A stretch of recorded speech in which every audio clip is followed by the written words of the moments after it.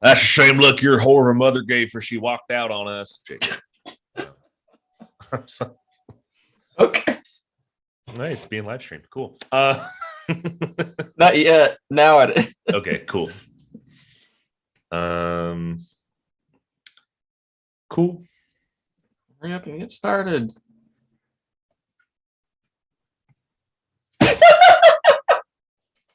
What? What's so funny? Oh no. The thing you said to the cat was the first. Yes. Good. Great. Good. Yes. It just shows me for like 2 seconds and it cuts to you saying the thing. That's the look your mom gave us. Great.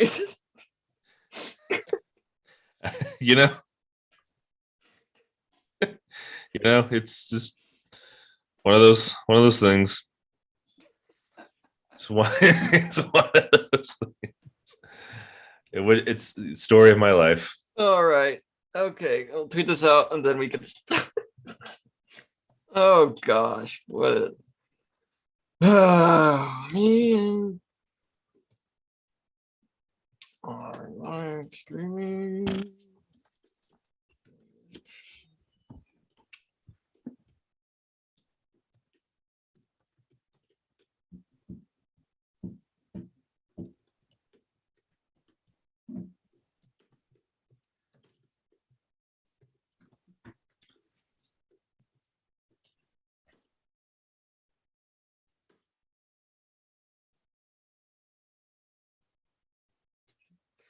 All right. Okay. All right. Let's do this. All right. Okay.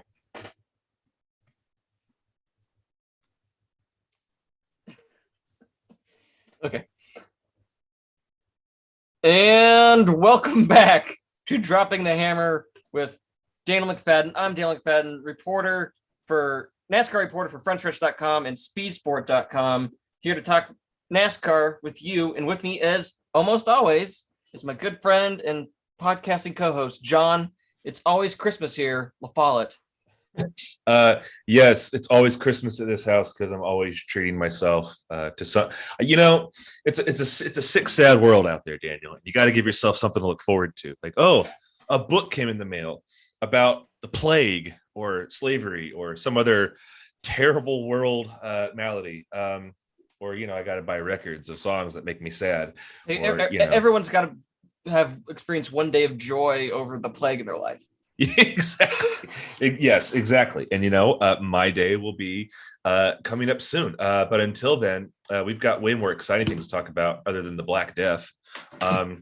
Although I guess that's what you could call Martin Truex's playoff hopes. I'm joking. No. I was at my parents' house this weekend watching the race, because that's usually like my thing. I'll go over to my parents' house on Sunday and just watch the race. We'll have some family time. And my mom was like, "Why do they keep talking about Truex? He's like 13th place this whole race." I was like, "Well, he's on the cut line to make the playoffs. He's below the cut line. He's below. He's the first driver out." And she's like, "Oh, why do they keep showing him then?" It's like, because he's the first driver out, and he's like fourth in overall in points. Like, in an otherwise normal season, he already would have a playoff spot locked up pretty much. But don't you listen to the podcast, Mom? Come on. You would know if you were aware of my online branding. But I mean, like, yeah, the broadcast for this race up until the last 100 laps or so is pretty much the Martin Truex show. Just always showing where he was, which I get. Yeah.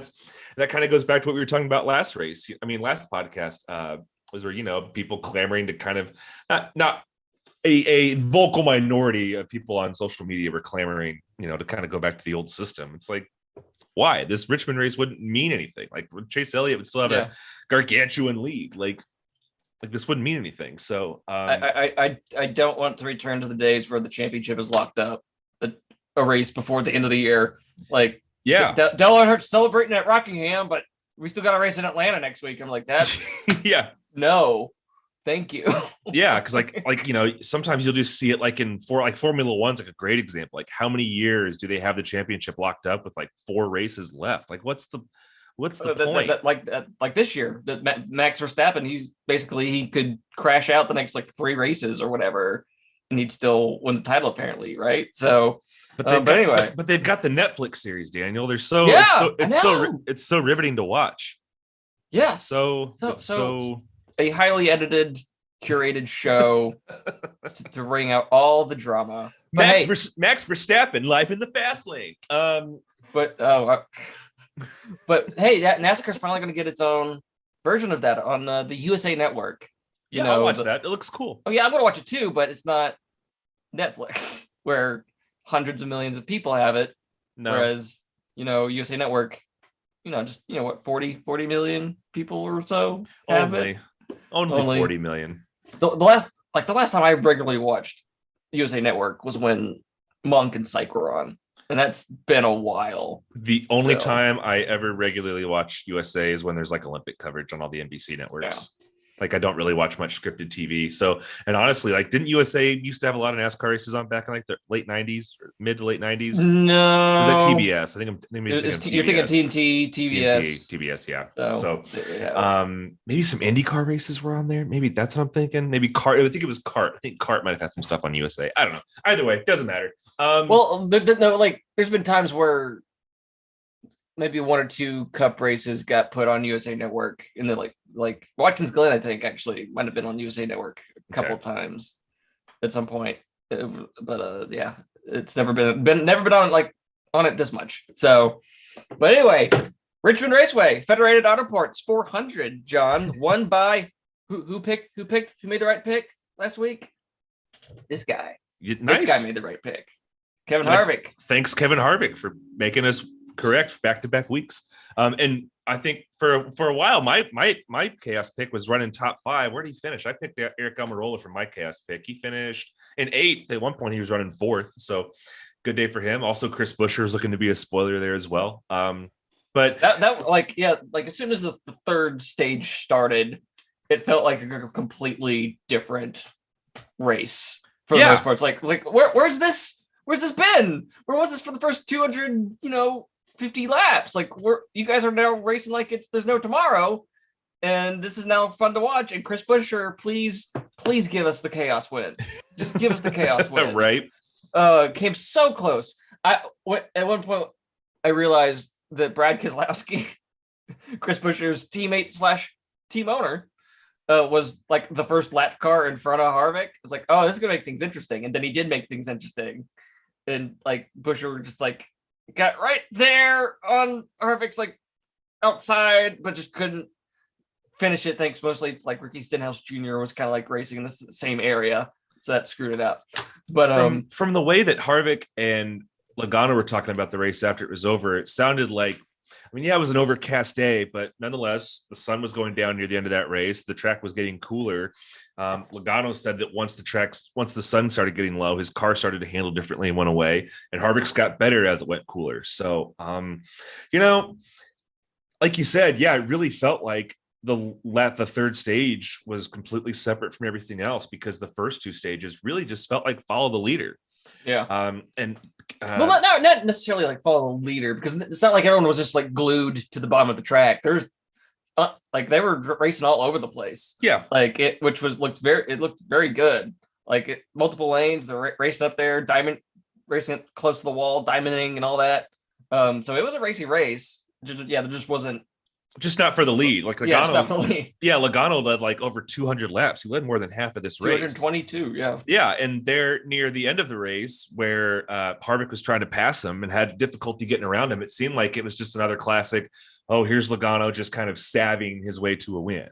Just using his, just taking the air off the car behind him for a win, which we've seen him do before. But, like I said, Harvick's car came to him there in the last 50 laps or so. We both had our reservations about this race just because this is Richmond.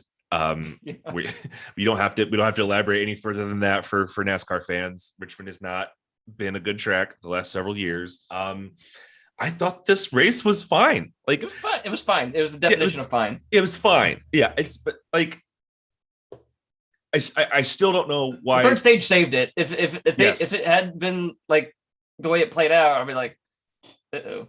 And like some cars like were getting loose and like bringing out cautions. There were more like the truck race. I was like, oh no, because like it was just the only cautions were stage cautions. There was nothing else other than that. There's no caution for incidents. And then here, like the fifth lap, we have Tyler Reddick losing it. There were a couple other times that happened in that race. So thank goodness for that. But it was like you said, there was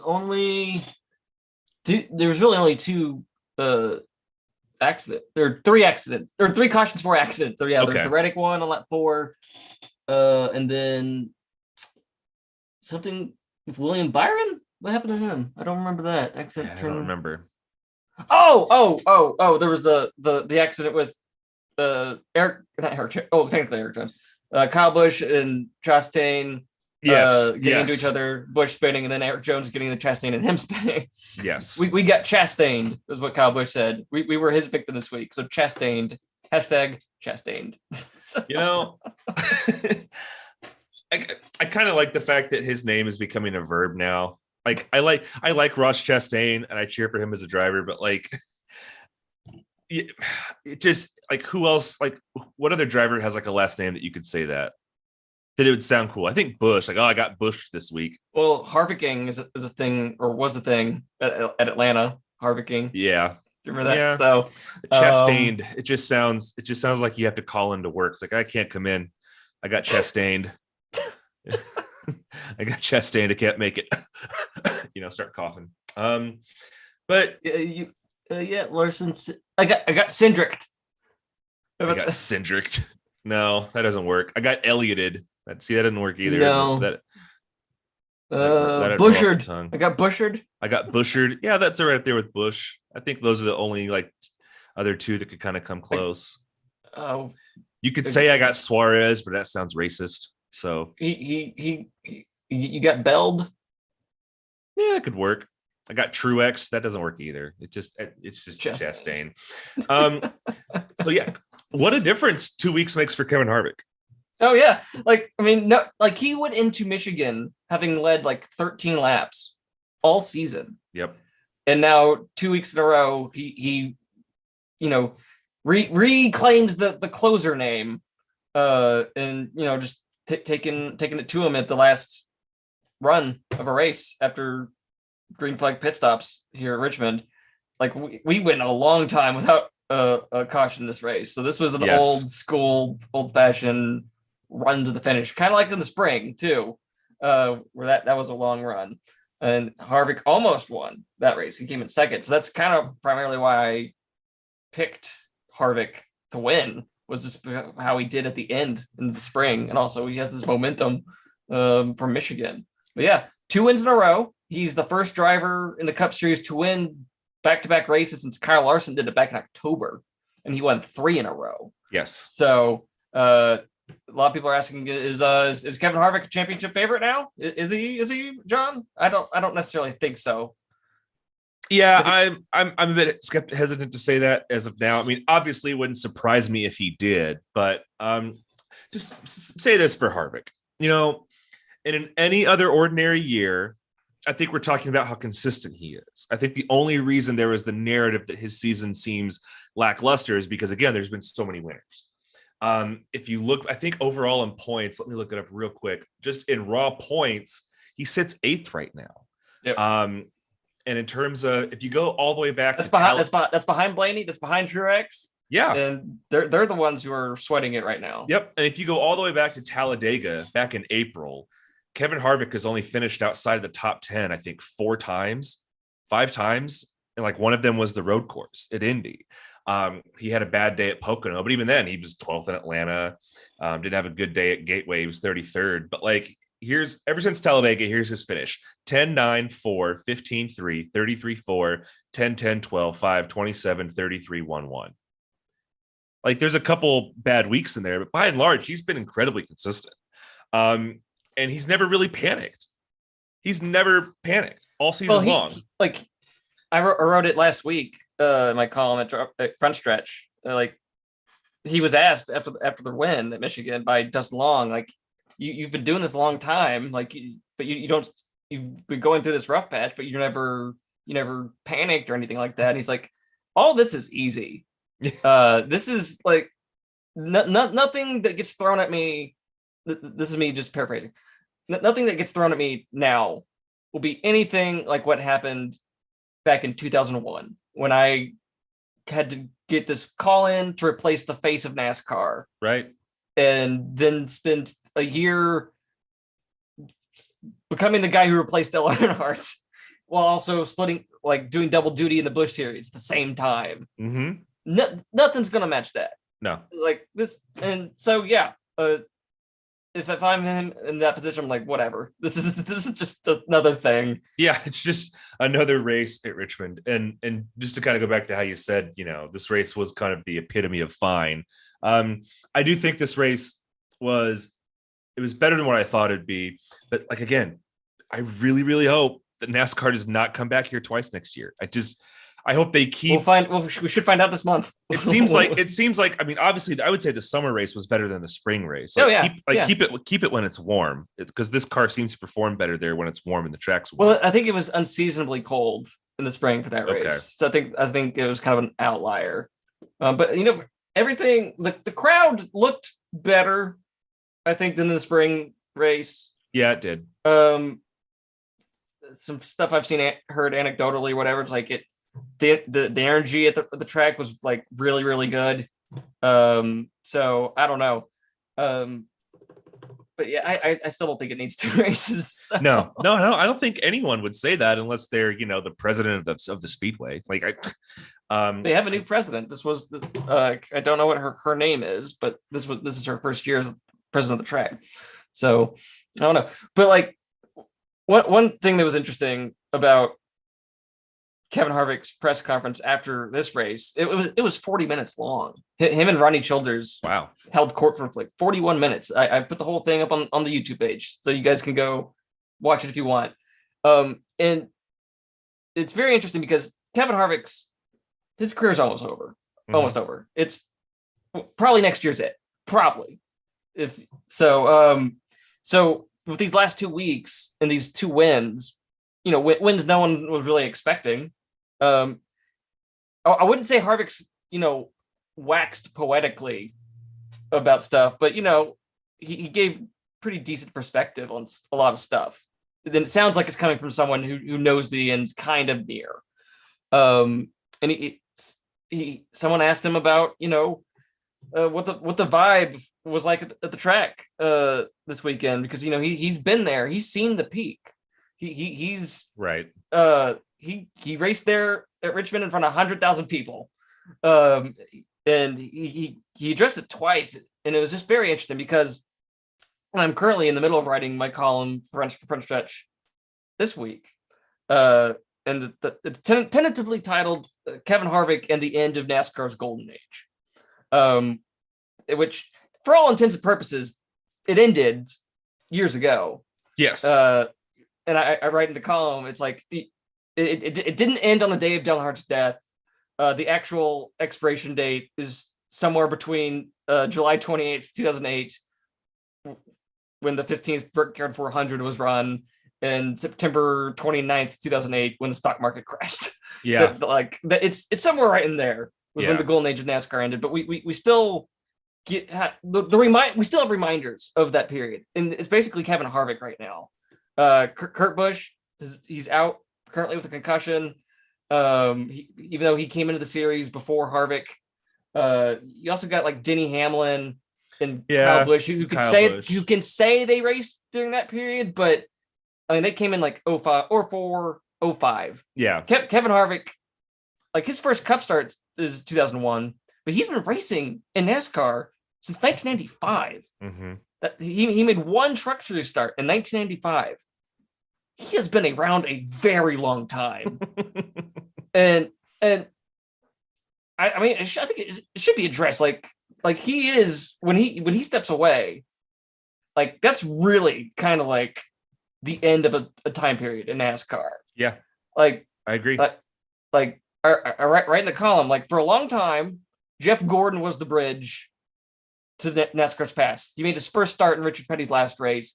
He raced in the final race at North Wilkesboro, and he raced until 2015. He was around a long time. Yes.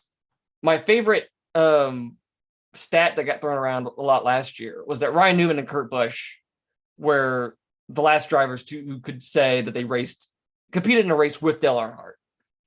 And now Ryan Newman had an unceremonious end to his career, and Kurt Busch is kind of in limbo right now. Yes. But it's Kevin Harvick. He's been around forever. He's the guy that replaced Dale Earnhardt. He's seen everything. Mm-hmm. And he came into the Cup Series at age 25. He's 46 and he's still winning. It's remarkable. You're making me feel old now. Yeah, it makes me feel old. So I'm curious, John. Like when you look at Kevin Harvick and what does he represent to you? Like in the book that is NASCAR's history.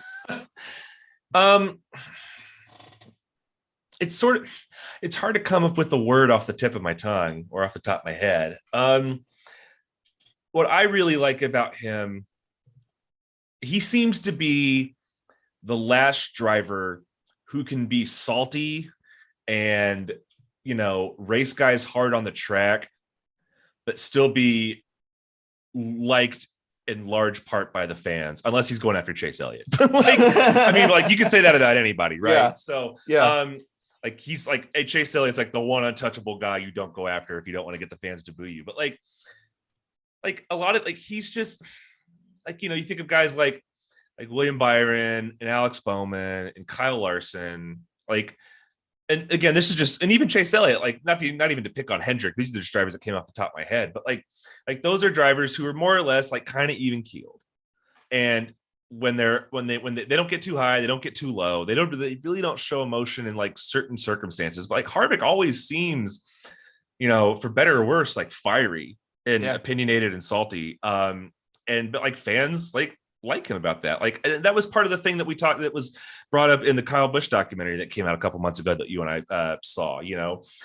Kyle Busch, just in terms of the way that he carried himself, was a lot of the ways that Dale Earnhardt used to do, that really endeared himself to fans in a certain way. Not to say that they're identical, but I don't know.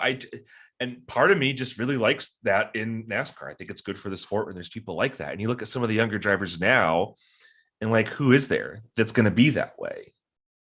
I can't think of another up and come. Maybe it's Ty Gibbs, maybe it's Noah Gragson.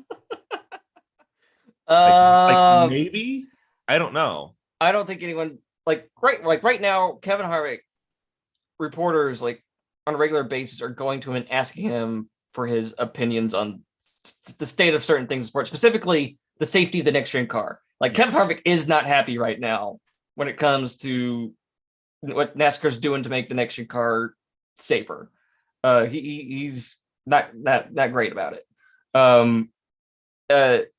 He's the head guy in the garage. He's the guy that's been here forever. Yes, yes. It's think about it. The reason he's here is because of bad car safety. Yes.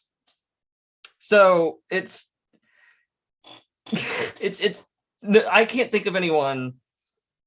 Denny Hamlin will definitely be a guy that I think will kind of become the figurehead in the garage. If you know what I mean? He's I think it's gonna be he's been there since 2005. Again, plus he's the only active driver that has any ownership stake. Well, Keselowski, but it's just those two, right?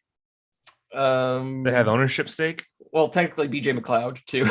So. Right. But you know what I mean. Yeah. I know what you mean.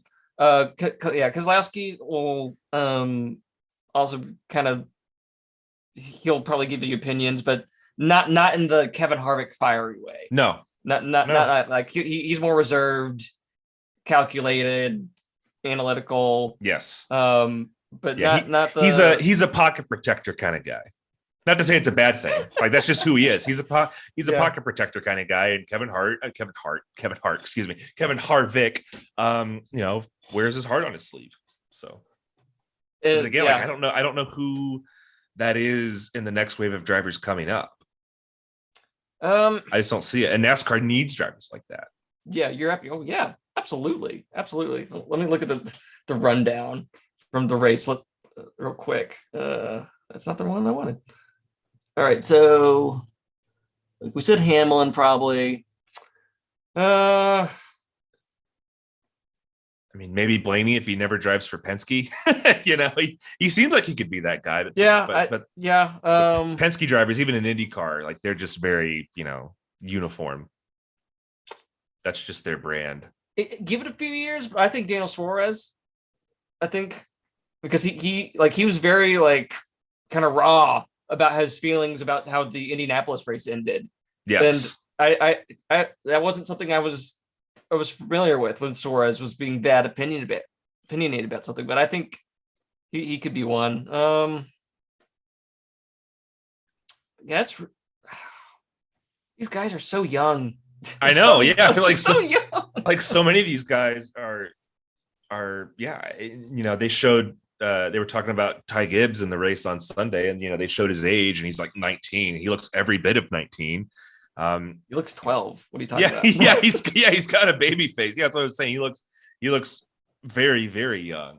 There's a reason his Twitter profile picture is Flash from looks like Flash from The Incredibles. He's going to drive the 18 next year, isn't he? It seems like if a Gibbs contract was going to get done, it would just be done. David Wilson at the president of Toyota Racing Development, he said on SiriusXM radio last week, there's a chance they keep Kyle. It's now down to there's a chance. That doesn't sound good. No. So either he goes to Stewart-Haas or Colleague Racing, maybe. I will believe Colleague Racing when I see it. If I'm Kyle Busch, I genuinely outside the road courses, they're not doing anything unless they just give him a Godfather offer in terms of a contract, and they just give him everything he wants. Then and maybe they will, but like I don't know, man. Kyle Busch just seems so competitive, and wherever he goes, he wants to go in a place where he wants to win too, and that's why he's even said on the record that he's willing to take a pay cut to stay at Gibbs. Because he knows that there's better equipment at Gibbs than there is at Colleague, and that's not a static. There's this better institution over there. Yeah, that's not a static Colleague Racing. They're on the way up. They might get there someday, but they're not there now. Certainly, getting Kyle Busch would go a long way in getting you there. But if you're at the negotiating table with Joe Gibbs or Stewart-Haas Racing, or even 2311, I know they're new, but they've got Michael Jordan on their side. So it would be bizarre if Joe Gibbs couldn't keep him, but he did go to 2311, which is like this a JGR adjacent team. That would just be very weird. Like it would be weird, but really? I mean, who knows? Maybe given all these health issues that Kurt Busch is going through, maybe it's topic of conversation. I mean, it's foreseeable. It's certainly a reasonable outcome. Like, certainly I wish Kurt Busch all the best. I want him to get healthy. I want him to get back in a car this year. But, we've seen drivers step away because of head injury issues. I mean, look at Dale Earnhardt Jr. Yep. He took one hit too many and, called it a career. It's not like Kurt Busch is still winning races and he's still competitive. But, it seems like he's definitely taking the long road in terms of looking at prioritizing his health here. So it's certainly within the realm of possibility that he says, you know what, it's just not worth it, and then vacates the 45, and then Kyle Busch might be there next year. I mean, Kyle Busch was asked about it this weekend at Richmond about could 2311 like just be this thing or whatever that happens, and he didn't really say yes or no on it, but he said he had, talked with Kurt, and Kurt said, you know what, a qualifying crash at Pocono really isn't the best way to go out. It's like, no, it's not. It's not. Right. Yeah, it's not the best way to go out, but that's just the nature of head injuries and brain injuries. I mean, it's this. They're so dependent on the facts of the situation. It's not like a bone where you just break it you just set it and put it in a cast. It's this malleable thing. So, like I said, though, I still wish Kurt Busch the best. I really hope he's back in a car soon. I'd love to see him in a car soon. But like I said, I'm just in the broad scheme of things, it's certainly foreseeable and reasonable to see that is happening. Although, like you said, it would be weird for Joe Gibbs to be like, nah, we can't afford it. But why don't you just go here next door to this other team that we sort of have this partnership with? I don't know. Also, I wonder if Kyle Busch just seems like a guy that Michael Jordan wouldn't mind signing and making a Jordan brand athlete. I think they have the similar win at all costs. Oh yeah, for sure. That go together. Yeah, I mean, I can totally see it. And also, Ty Gibbs has shown, I know he finished last in this race on Sunday at Richmond, but like it was mechanical issues. And he had some really compelling racing there with Kyle Busch. Yeah, they swapped bumper shots. Yeah. On one lap. I was like, and there was an extended sequence where they were running side by side around the whole track. Yeah, for multiple laps. That was really compelling racing. It just seems obvious that Ty Gibbs is ready. Maybe not ready to come into NASCAR and immediately start winning races and contending for championships. But like over this last month, like he's shown he can drive this next gen car at a more than capable enough level, and he can hold his own against veteran drivers. It just seems like he's ready. It just seems like the tea leaves are there too, because again,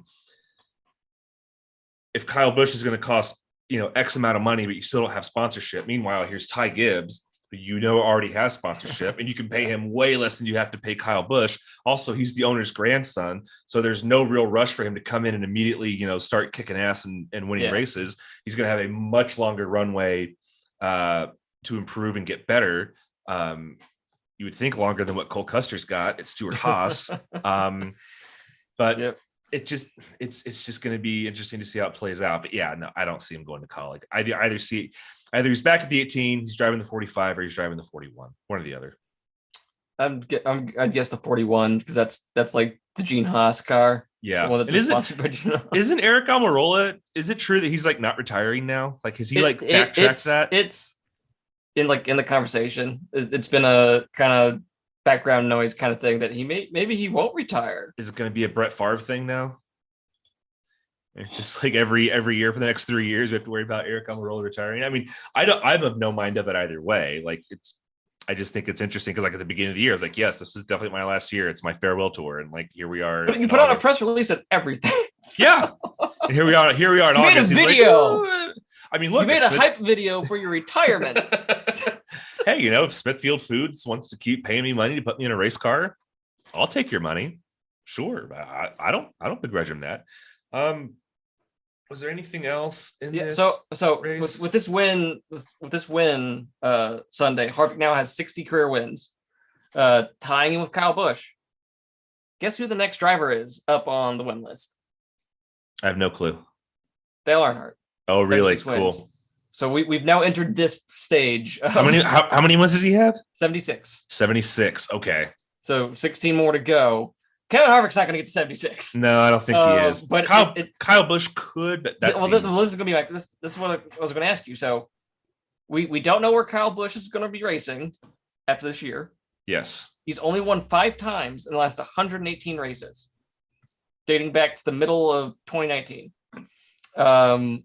So how old is Kyle Busch? Kyle Busch he's like 38. He's 37. Okay, he's 37 years old. Supposedly, he's still got a few years before he's even in his prime. But, like I said, he's only won 5 times in the last 118 races. Yes, and one of those was just the dirt race that happened this year where he just happened to be in the right place at the right time, like Ryan Blaney at the Roval. Yeah. So, I mean, do you think that Kyle Busch will get 16 more wins? Can he catch Dale Earnhardt? He can. I think he can. Because, I mean, what if he just has one of those Kevin Harvick type seasons where he has like 9 wins and he cuts it in half? Yeah. It could happen. Would I bet money on it? That my gut says no. My gut says no, especially given like if this next gen car levels the field that much that we've seen this year, where we're going to get more than 10 winners a year or close to 10 winners a year every year, that really hampers it. And really, my gut says no. I think he definitely can, but my gut says no. And I'm looking at active drivers here right now. There's no one even close that could probably get within Because like you've got Denny Hamlin, he's 16th overall at 48 wins, but he's not going to get to 76. Keselowski's not going to get there. Kurt Busch isn't going to get there. Truex isn't. Logano's not. I guess that's a long-winded way of saying no. I don't think he can. All right, because he's I'll say yes, he can, but no, he won't. If that makes sense. Yeah. Oh no, I totally get it. Like, he said he's got got at least another 10 years in him. He wants to, his dream, if things work out with his next contract and what the Truck Series team does, he wants to share a truck with his son Brexton when he's 16 and 17, and when he turns 18, Kyle's gone. So, and Brexton's 7, something like that, yeah. So if Kyle Busch is still racing 10 years from now, then I'll say yeah, he'll get there. But as of right now, in the pace that he's had, I don't think he could quite get there. Yeah, it's difficult to say. It's just so dependent on certain factors, like where's he going to race next year? Yeah, how much longer does he have to go? And like you said, not that I'm putting this on him, but you never know what could, like, look at his brother. You never know what sort of injuries might happen that could cut a career short. So, but yeah, long-winded way. Yes, he can, but I don't think he will. No, he won't. But hey, Kyle Busch has proved a lot of people wrong over his career. So, but gosh, I'm looking else. Yeah, of all the active drivers, yeah, Chase Elliott's 52nd all time. Larson's 53rd all time.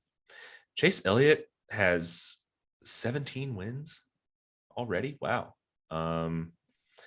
Yeah, and everybody else. I mean, William Byron's way down here at 4. Yeah. Austin Dillon's at 3. You think he can do it? 101st wins all time. So now I'm just obviously being facetious now. I was just looking to see where else the current drivers. There's only 4 other drivers in the top 25 who are current, along with Kyle Busch. Obviously, Kevin Harvick, then Denny Hamlin, Brad Keselowski, and Kurt Busch.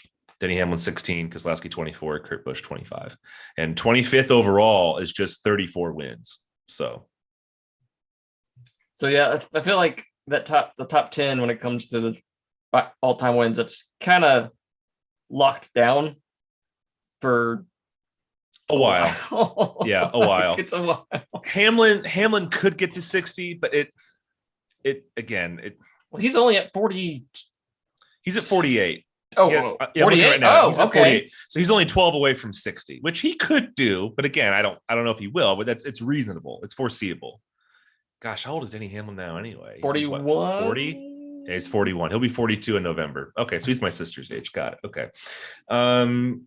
Interesting. Yeah, no, that's an interesting question. I haven't really thought of it like that, but I mean, yeah, if anyone it's just remarkable that the guy who replaced Dale Earnhardt was able to get that close to him win-wise. That's really, really remarkable. Like, he went from the guy that replaced Earnhardt to being his own person, having his own career in his own right. And he'll never, the most significant race, like obviously like that first race after Earnhardt's death will always be a NASCAR moment, but like, that's not his defining moment. It's a defining moment, but it's not the defining moment of Harvick's career.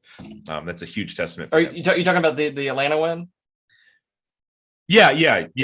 Harvick's win in Atlanta. That was 3. That was 3. That was his 3rd or 4th start, something like that. Yeah. So, but that for a lot of other drivers that might have been like their only defining moment, and now it's just a moment in a very, very storied career. He's obviously going to go in the Hall of Fame someday. Oh yeah. He won a championship. When you win a championship, you're going in at some point. Yes. Yeah, for sure. So, but Harvick, he's won the Brickyard 3 times. He's at least won 1 Coke 600, though he shouldn't have, because Dale Earnhardt Jr. ran out of gas.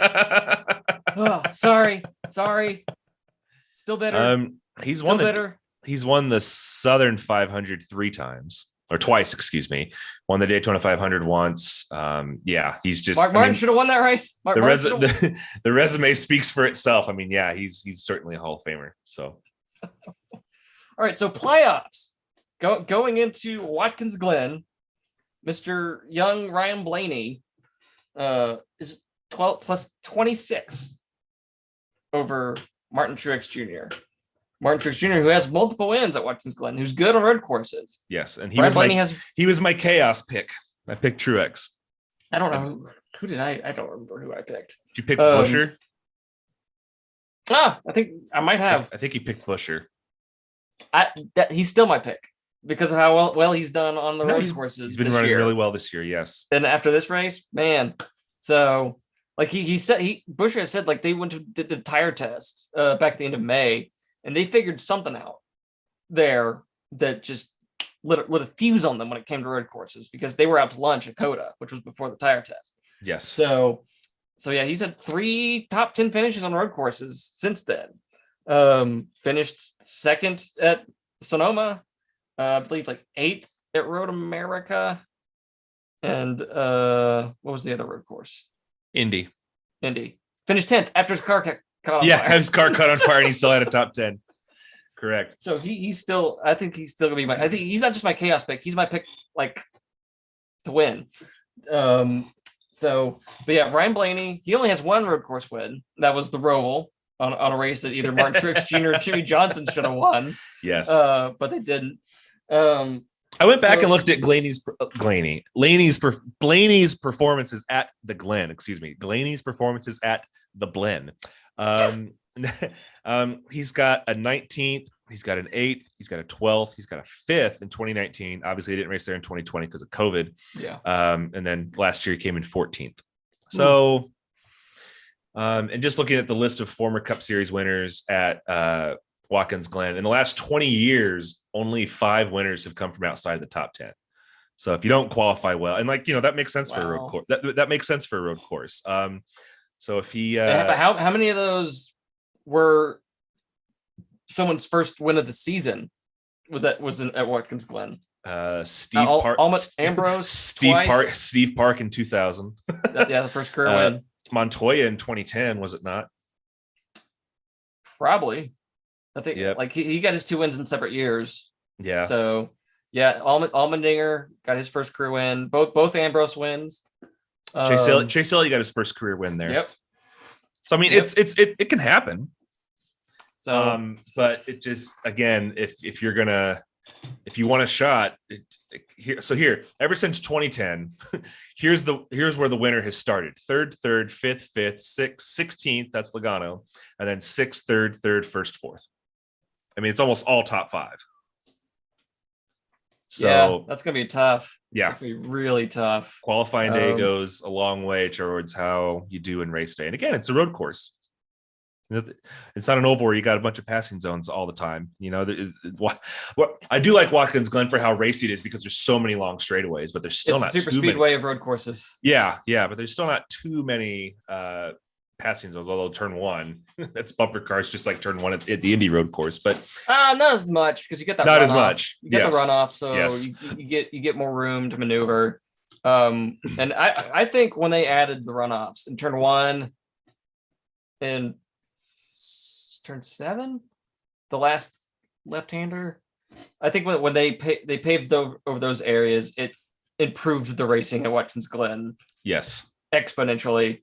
And this week is the 10th anniversary of the 2012 race that Marcus Ambrose won over Brad Keselowski with just one of the best final laps ever. I remember watching it happen live. I was sitting on my couch at my parents' house the summer before my senior year of college, and I remember watching like, oh my god, like it was like whenever I hear someone say NASCAR's just turning left, I present to them the final lap of that race. It's like, you sure? You positive? Yeah, that's a really compelling video. I never saw that race live as it happened, but I've seen that sequence several times on YouTube. Since we did Blaney's time at the Glen, that'd only be fair if we could do Truex's time at the Glen throughout his entire 2 wins, right? 2 wins, right? Yeah, throughout his entire career at the Glen, he had I see 1 win. I see 1. But throughout his entire career at the Glen, he has 10 top 10 finishes. And he has multiple top 5 finishes. His one win came in 2017, second in 2018. That was coming behind Chase Elliott. 2019, he came in second. Or maybe that was behind Chase Elliott too. He ran out of gas. So I believe. Yes, but like either way, and then he came in third last year. So he's never finished worse than third at Watkins Glen going back to 2017.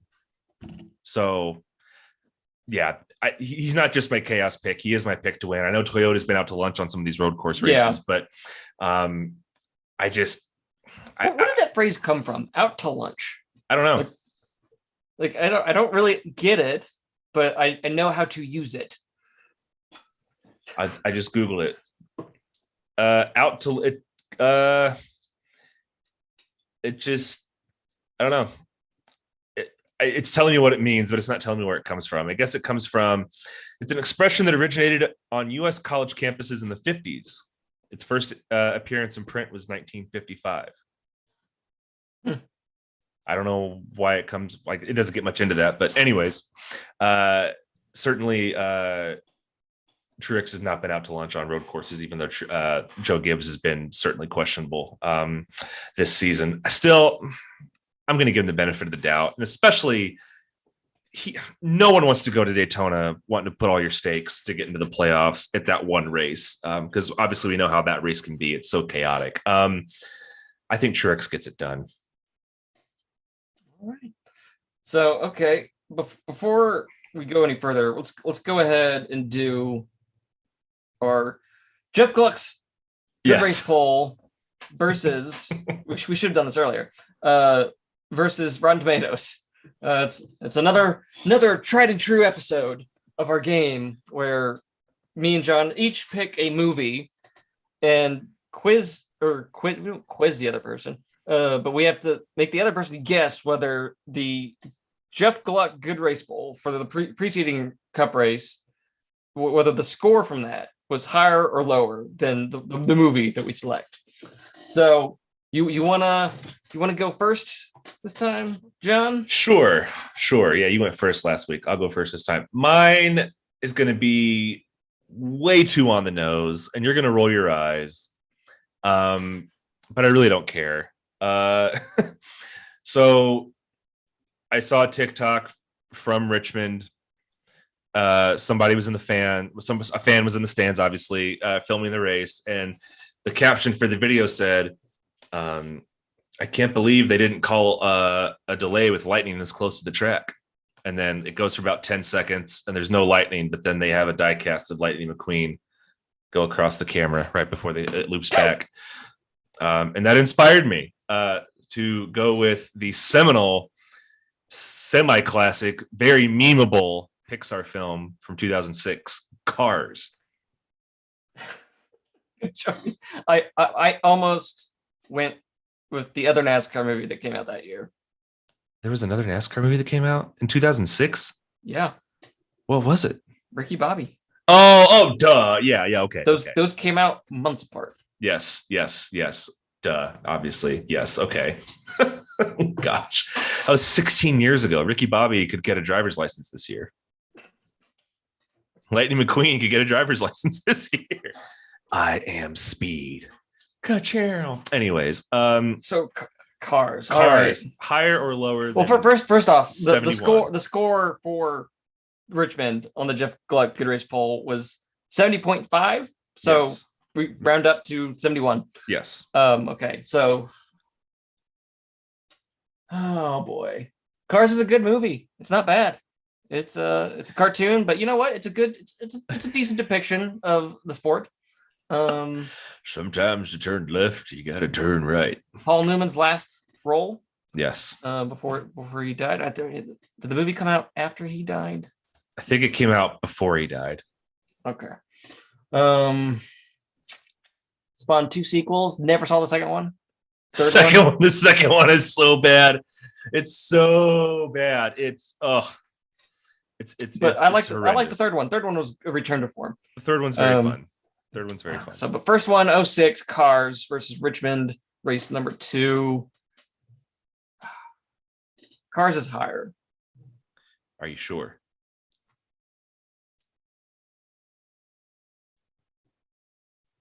He's really thinking about this one. It's a Pixar, like. This was like the first movie that like didn't have like the universal like Pixar. Yeah, you're probably right. I still think it should be higher than 71%. It is. Okay, good. Congrats on sticking with your gut. Yeah, it has a 74. Okay. All right. Cars 2 is the lowest rated Pixar film, and it has a 39. That And then that's a difference. Cars 3 has a 69. Nice. Oh, I'm only mentioning this because I saw it on Twitter from our mutual friend Phil Spain. Kevin Harvick came in first. Christopher Bell came in second. So the first two cars were 420. And the initials for the race, the Federated Auto Parts 400, is the FAP. No. So we had a 420 at the FAP 400. So I editing that out. No, it's great. No, it's great. It's great. It's fine. It's fun. Editing it out. Let the kids have their NASCAR memes, Daniel. This is a professional family podcast. Yeah, and we didn't say what it was. Anyways, that's what parenting is for. We don't need government regulations telling parents what kind of podcast they need to be listening to, Daniel. Anyways, that's individual responsibility. I'm joking. My turn now. What film did you choose for me? Hold on 1 second. I might have to change mine. If you have to change yours? No, I'm thinking about it. Hold on.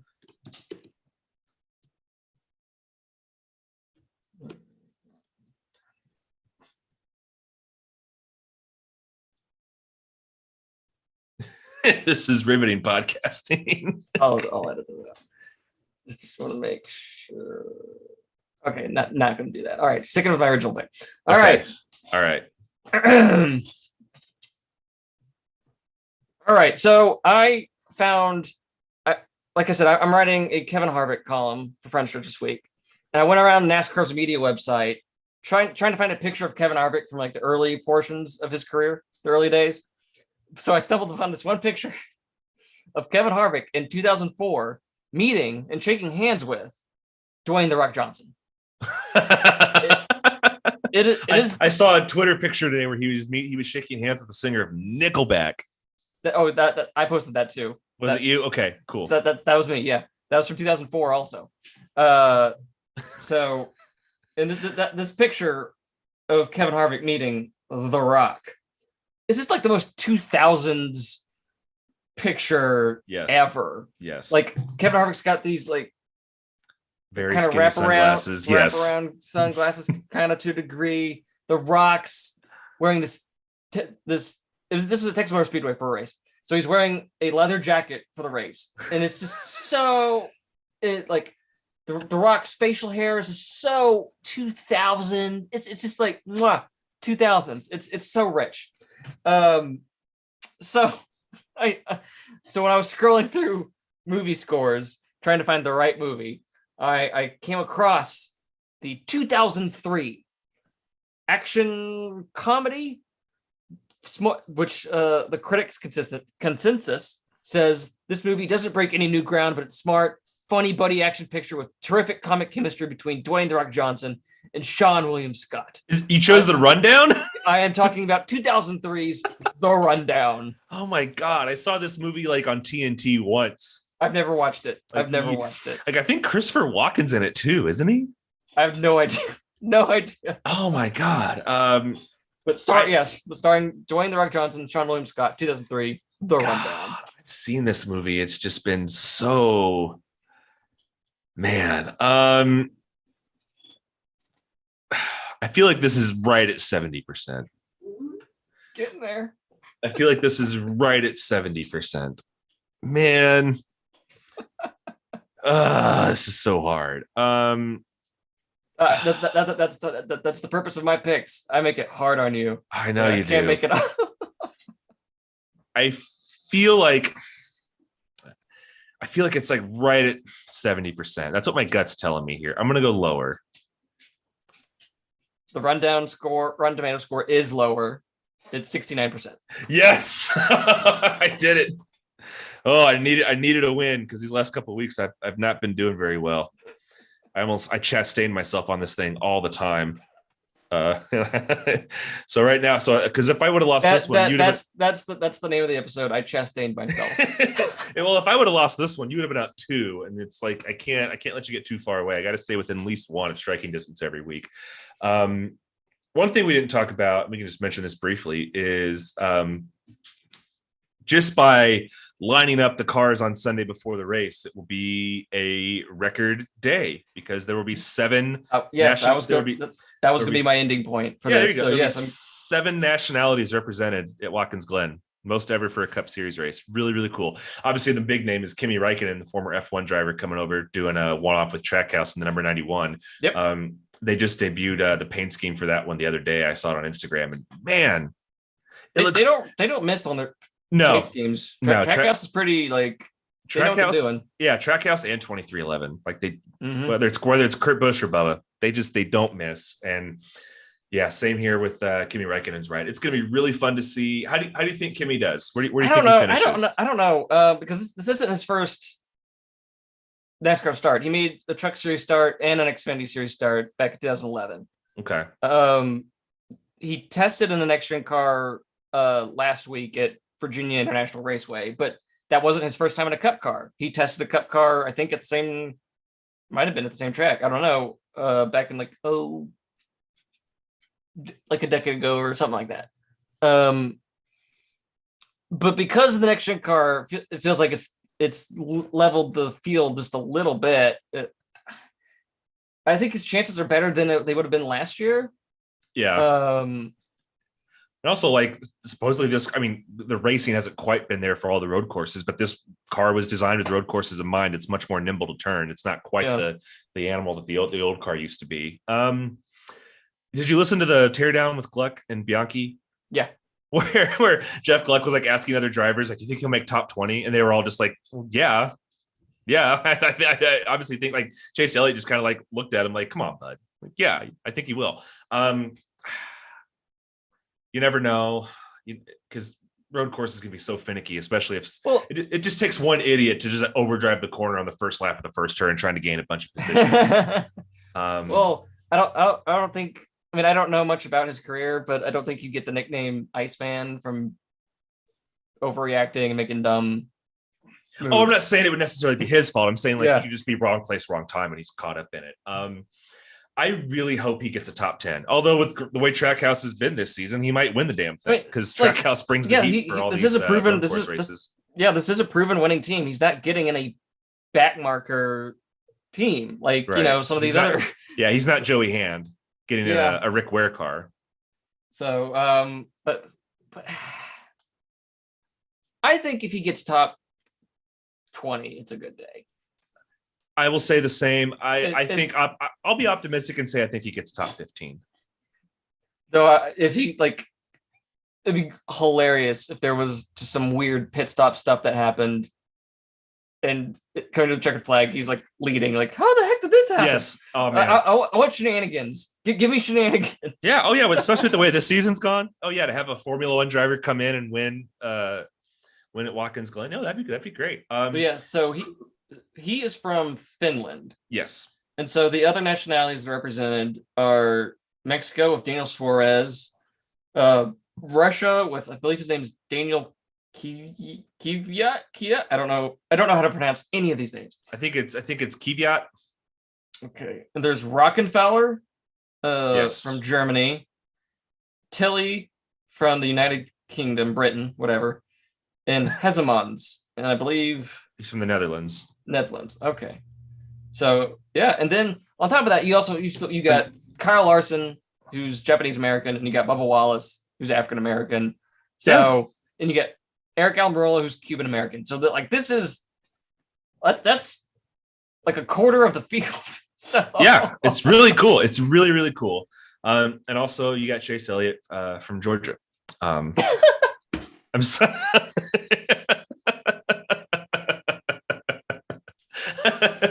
That's a dumb geography joke. I had to. I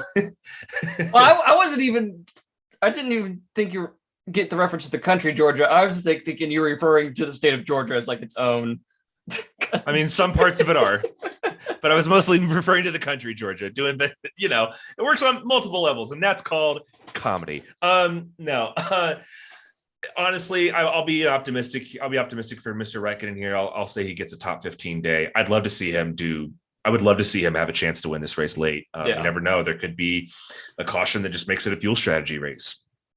Who knows? I do like the idea of trackhouse racing, just having road course ringers at certain tracks, just guys just of notable racing experience elsewhere coming in and giving it their shot. Who would you want to see? I'm willing to bet that Jimmy Johnson will show up in that 91 car next year. I'm willing to bet that happens. Makes sense. I mean, it's a Chevy, so yeah, it makes easy. I mean, I know in IndyCar he runs Honda, but yeah, if it's NASCAR, I'm sure he's going to ride nothing but a Chevy.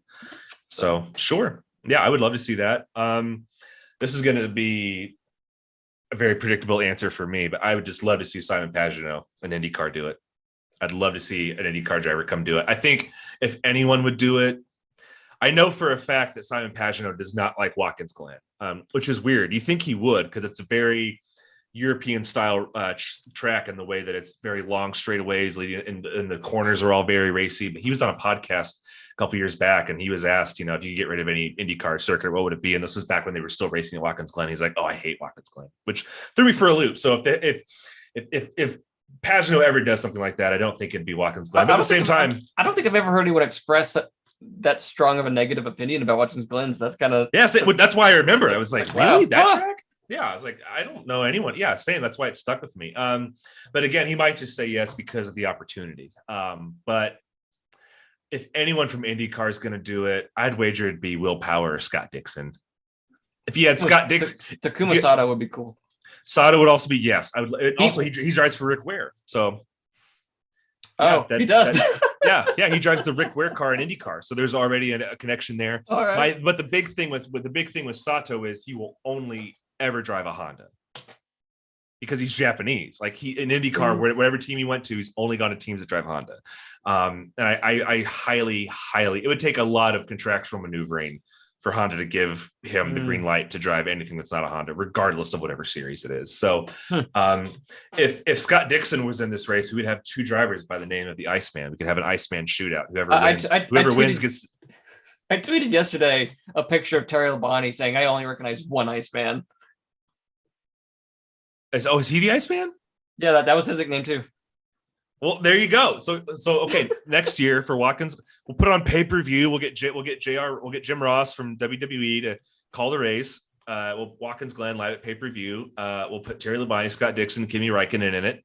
And whoever finishes best gets to keep the Iceman moniker, and everybody else has to change their nickname. All right. There you go. All right, let's do it. All right. There you go.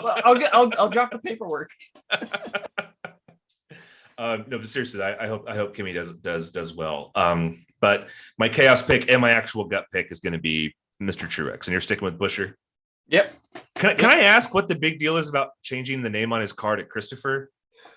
During the race Sunday, I believe when Buescher was racing around Christopher Bell, Dale Jr. mistakenly called Chris Buescher just Christopher Buescher.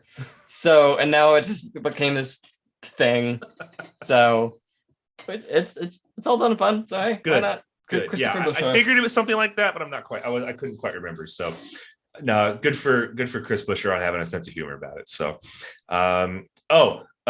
who's gonna get Chastained this week? Well, he's ran out of Joe Gibbs Racing drivers. He's run out like half the field at this point. Oh God. Chase Elliott's gonna get chest. That makes total sense. Chase Elliott's a good road course racer. Obviously, so is Ross Chastain. I could definitely see a scenario late in the race, just going for it, or just any time in the race, really, where Ross gets a little overzealous. And this is going to turn into like a 90s sitcom catchphrase. Oh, he just got Chastain. Freeze frame. And then cut. All right. I don't have anything left to say. That we covered all the bases. That's all I got. So, cool. Watkins Glen Sunday, USA Network. I'm Dan McFadden. You can find my columns at speedsport.com and also find my writing at find my columns at frontstretch.com and also my writings at speedsports.com. Please like and subscribe to the podcast. Leave a review. Let us know you're watching. You can email us at danmcfadden@gmail.com. And you can also subscribe on YouTube at youtube.com/DanielMcFadden. Follow me on Twitter at DanielMcFadden. And John, where can they find you? I'm on Twitter and Instagram at John LaFilet, JONLAWFILET. All right, that's it. So thanks again for listening. Great episode, had fun. And make sure you don't Chastain yourself this week. Have a great day. Stop the record. Wait, there it is.